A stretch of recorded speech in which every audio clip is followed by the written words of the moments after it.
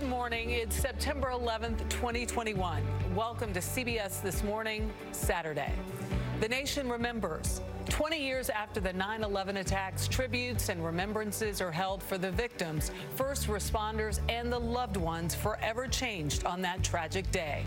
We'll go live to the Pentagon, Shanksville, and Ground Zero as commemorations are set to begin. Search for justice. 2 decades after the attacks, the case against the 5 men accused of aiding the hijackers inches forward.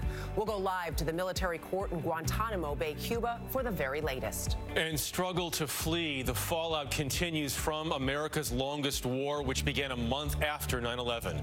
Our Charlie D'Agata is at Pakistan's border with Afghanistan, where people escaping the Taliban are still trying to cross. But first, we begin this morning with a look at today's eye-opener. Your world in 90 seconds.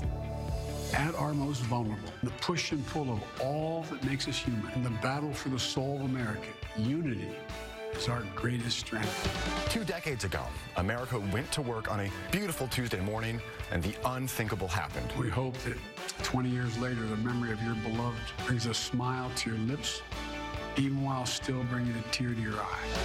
That day is forever seared into all of our memories. The pain, the terror, the enormous loss, and also the incredible displays of courage. And though it was a chaotic and shocking time, it was also a time of incredible solidarity. The tribute in light, an iconic symbol that honors 9/11 victims and celebrates the spirit of New York. We are the beacon of freedom. We are the place that has the Statue of Liberty in our harbor. Yes, we were knocked down, but we are never out. 20 years ago, our country pulled together. We will not let our decisions be made out of fear. We choose to live our lives in freedom. That's what we need to never forget. That's what we need to remember now. Never forget at how for just a brief moment in time, we were one. Our nation saw evil, the very worst of human nature, and we responded with the best of America. When you face an external threat to who we are, we were reminded of who we are and the best of ourselves. I'm proud to be an American. I will be till the day I die, and I'll never forget what happened to this country 20 years ago.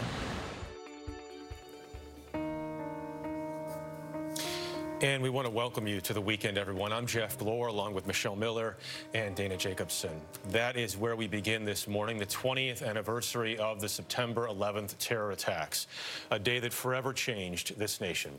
2,977 people were killed when terrorists associated with the Islamic fundamentalist group Al-Qaeda hijacked 4 passenger jets. The plane slammed into the World Trade Center in New York City and the Pentagon, while another crashed into a Pennsylvania field. It is the deadliest terror attack in world history.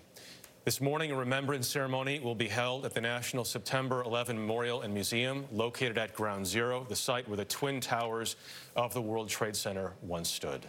At sunset, the tribute in light will beam twin shafts of light 4 miles into the sky to honor the lives lost in the attacks. President Biden will visit memorials at all 3 sites today: Shanksville, Pennsylvania, the Pentagon, and first at Ground Zero. That is where we begin our coverage with Michael George in Lower Manhattan. Michael, good morning. Good morning. Family members and guests are beginning to arrive here, and at 8:46 a.m. that'll mark the first of 6 moments of silence, the first marking the exact moment the first plane hit the North Tower. Now, a lot has changed in our lives since 9/11, especially when it comes to safety, and that continues today as security officials are on high alert. Such a remarkable show if people have seen it. And the movie's out now. Yeah, I believe right? on Apple TV. Yeah. Thank you so much for watching that. We have more ahead, an emotional Saturday session from someone whose life was changed profoundly 20 years ago.